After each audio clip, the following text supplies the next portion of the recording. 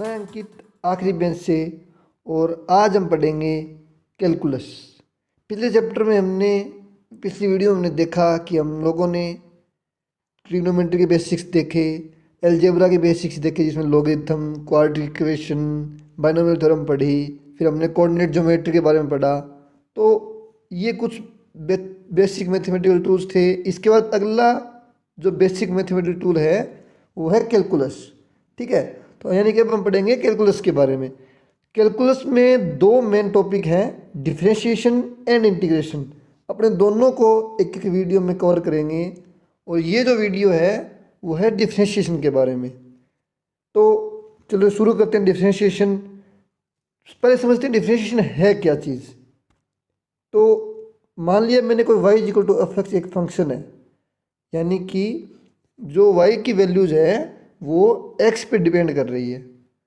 तो वो होगा क्या, अगर मैं x को थोड़ा सा भी इंक्रीज करूं तो y की वैल्यू में चेंज आएगा। यानी कि मैंने x को डेल्टा x से इंक्रीज किया तो उससे y भी थोड़ा चेंज हो गया। उस चेंज को मैंने मान लिया डेल y। ठीक है, और मैं मान रहा हूँ कि इंक्रीज किया मैंने, तो y f of x plus del x होगा, वो कुछ y प्लस डेल वाई हो जाएगा। अब मुझे निकालना है चेंज।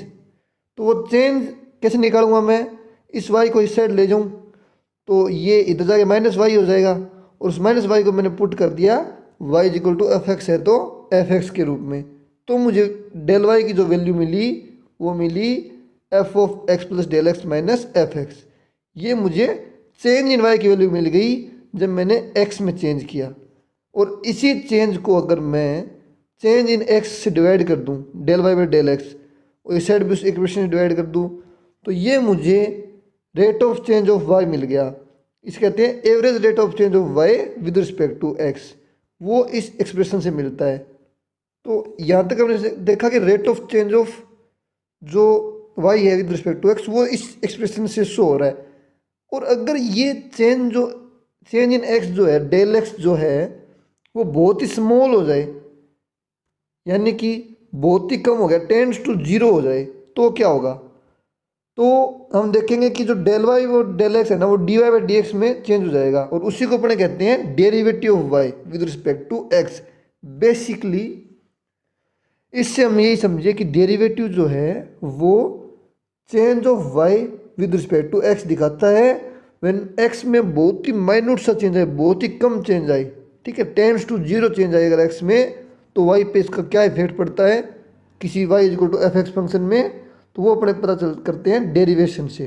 ठीक है, तो वो जो इसको अपने d y by d x से रिप्रेजेंट करते हैं, एफ डैश एक्स भी रिप्रेजेंट करते हैं, और वाई डैश भी लिख सकते हैं। ठीक है, क्योंकि y equal to f x है तो वाई डैश भी होता है। तो ये जो एक्सप्रेशन दिख रही है जो हमने अभी ड्राइव की थी लास्ट पीपीटी में और लास्ट पेज पे, तो इसमें अगर delta x tends to zero हो जाए तो ये डेरिवेटिव बन जाता है। इसी को कहते हैं फर्स्ट प्रिंसिपल ऑफ डेरिवेशन। ठीक है, ये क्या है, फर्स्ट प्रिंसिपल ऑफ डेरिवेशन। यहाँ तक समझ गए। चलो, तो ये हमने देख लिया कि फर्स्ट प्रिंसिपल ऑफ डेरिवेशन क्या है और ये कैसे ड्राइव हुआ, ये भी हमने देख लिया। अब अपने कुछ और इम्पोर्टेंट थ्योरम्स देखते हैं।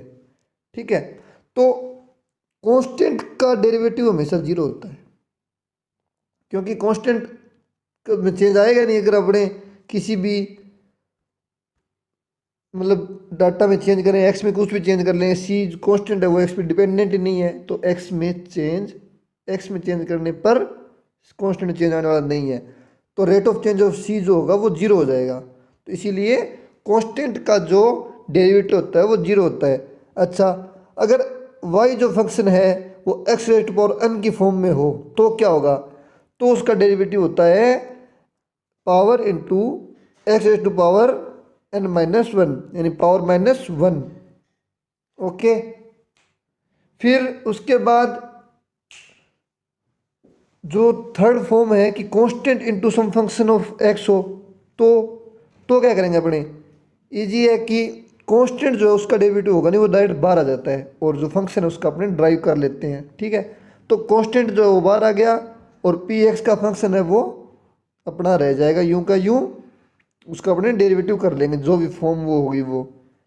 फिर नेक्स्ट जो थ्योरम है वो है कि अगर अपना गिवन फंक्शन एडिशन के फॉर्म में हो, यानी a प्लस बी प्लस सी के फॉर्म में है, तो उसको कैसे करेंगे?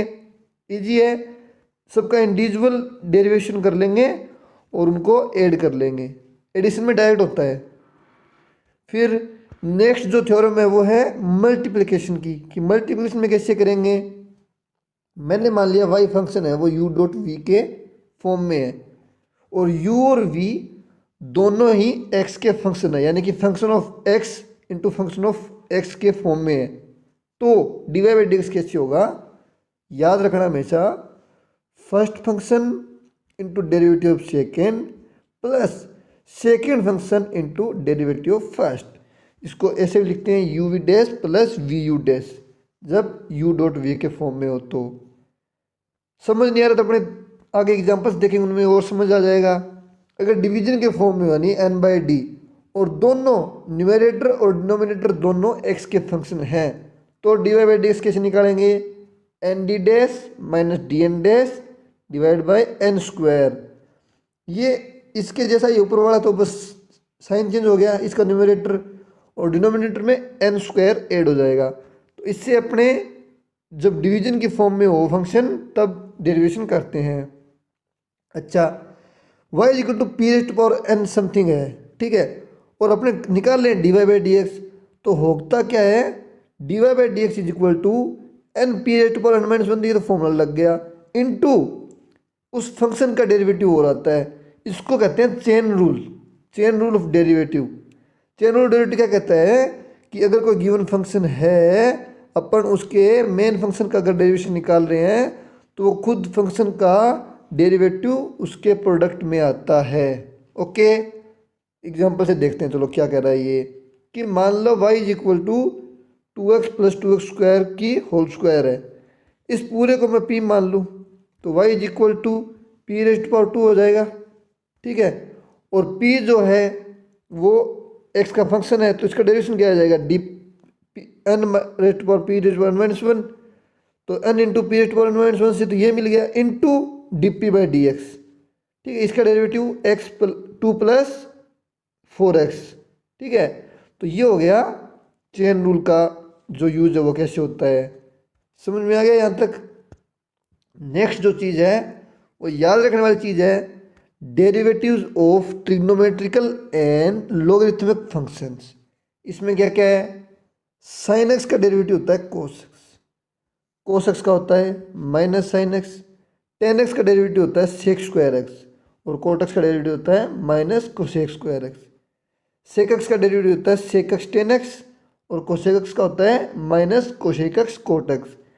लॉग का डेरिवेटिव होता है वन अपॉन एक्स, और ई रेस्ट पावर एक्स का डेरिवेटिव होता है ई रेस्ट पावर एक्स। अच्छा, इश्यू कहाँ होता है? याद रखना इतना हार्ड नहीं है, जनरली याद हो जाते हैं। कन्फ्यूजन कहाँ रहता है? साइन में। ट्रिग्नोमेट्रिक जो रेशियोज हैं उनका जो डेरिवेटिव है उनका साइन क्या होगा, उसमें थोड़ी डाउट रहती है। तो बहुत इजी है कि जो जो कोस स्टार्ट हो रहे हैं ना, सी वाले, सी कोट कोस कोसेक, इन सब के डेरिवेटिव्स में आगे नेगेटिव साइन आता है, और जो नॉर्मल है साइन टेन सेक उनमें नहीं आता। तो इससे तुम्हें इजीली ये चीज़ याद रह जाएगी, यानी कि जिनके आगे को आ रहा है कोट कोश कोशेक, इन सब का आगे नेगेटिव साइन आएगा डेरिवेटिव में, ठीक है। याद रखना ये चीज़ बहुत बेसिक सी चीज़ है। डेरिवेटिव वैल्यू जो चीज़ है कोस एक्स है सेक स्क्वायर एक्स है, ये तुम्हें याद हो जाएगी। साइन में कन्फ्यूजन हो सकता है, और वो इस ट्रिक से सोल्व हो जाएगा कि जिसके आगे सी है वो नेगेटिव है, सी वाला नेगेटिव है। समझ रहे हो तुम क्या कह रहा हूँ मैं? तुम्हारे क्लास में होंगे एक दो सी जो नेगेटिव है, तो वही कह रहा हूँ मैं, सी जो है वो नेगेटिव है, ठीक है। नेक्स्ट जो चीज़ है वो अब कुछ क्वेश्चन देखते हैं कि सर पूरा माथा खा के क्या पढ़ा रहे हो, कुछ पता नहीं चल रहा क्या कह रहे हो, कुछ कहानी समझ में नहीं आ रही होगी, तो वो अब समझते हैं। बहुत आसान है, अभी जो हमने इतनी माथापच्ची की वो 3 क्वेश्चन में लगभग समझ लेंगे, बिल्कुल आसान हो जाएगी, ठीक है। तो पहला क्वेश्चन अपना y is equal to 5x cube plus 3x square plus 8x minus 2।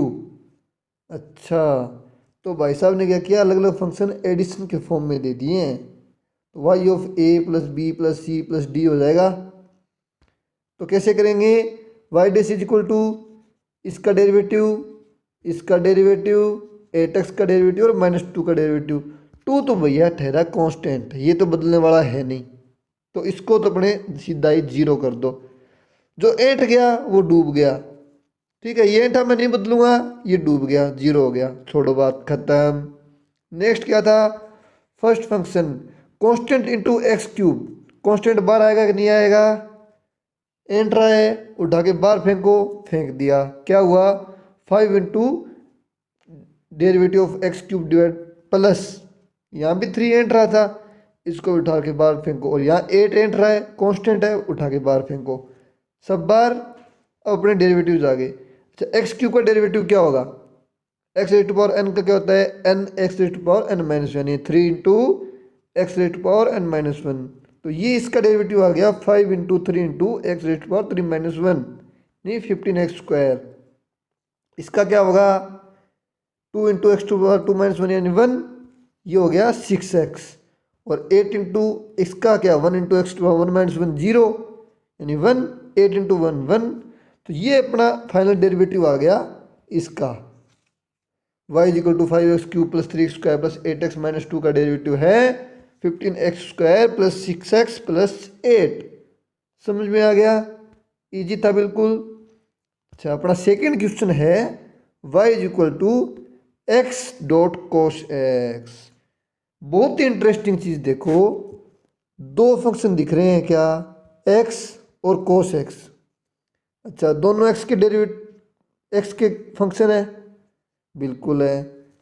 तो क्या करेंगे, इजी था क्या, कुछ याद आ रहा है, first function into derivative second plus derivative second into first, वही करना है। देखो, इसको मान लिया फर्स्ट फंक्शन, इसको मान लिया सेकेंड, होगा क्या first function into derivative second plus second function into derivative first, easy कर दिया, ठीक है। एक्स का डेरिवेटिव एक्स कॉमन, कोस का derivative minus sine x, cos x और D x point D x 1। समझ में आ गया, ये क्या हो गया cos x minus x sine x, clear, easy है। एक्स डॉट कोस एक्स का डेरिवेटिव क्या आ गया, cos x minus x sine x, आसान था, कोई नई जब बड़ी बात नहीं थी, गुड। तो हमने प्रोडक्ट वाला देख लिया, एडिशन वाला देख लिया, चेन रूल का भी एग्जांपल छोटा सा देखा था। तो इस तरीके से डेरिवेटिव्स की जो मेन चीज़ें वो कवर हो गई। एक और अच्छी चीज़ चलो देख लेते हैं कि y is equal to e raise to power sine 2x, power वाली form, e raise to power something function of x क्या आ गया, e raise to power F x.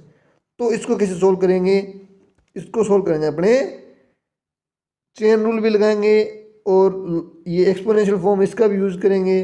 तो चलो देखते हैं कैसे होगा। तो ये होगा ई रेज टू पावर एक्स का फंक्शन था, तो ई रेज टू पावर एक्स आ गया डायरेक्ट उसका डेरिवेटिव। फिर क्या होगा, चेन रूल क्या कहेगा, साइन 2x का डेरिवेटिव करो, चलो भाई मल्टीप्लाई में साइन 2x का डेरिवेटिव कर दिया हमने।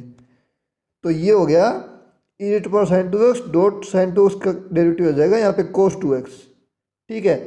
फिर derivative of 2x by d x, इसका क्या करें अब, तो इसका ये भी चेन रूल के कारण डेरिवेटिव होगा, तो 2 बाहर आ जाएगा, 2x इंटू 2x 1 हो जाएगा। ये थोड़ी मिस्टेक है, यहाँ 2 आना था, तो ये हो जाएगा 2 dot cos 2x into e raise to power sine 2x, जो कि अपना फाइनल आंसर होगा डेरिवेटिव ऑफ, किसका डेरिवेटिव था, y is equal to e raise to power sine 2x का, ठीक है। तो ये ऑल अबाउट जो अपने कहते हैं डेरिवेटिव्स के बारे में था। तो इन सब एग्जाम्पल से तुम लोग समझ गए होगे कि क्या कुछ है दमखम इस चैप्टर में, कितना काम आने वाला है। तो सब लोग ध्यान से पढ़ लेना इसको, और बहुत बेसिक है, ठीक है।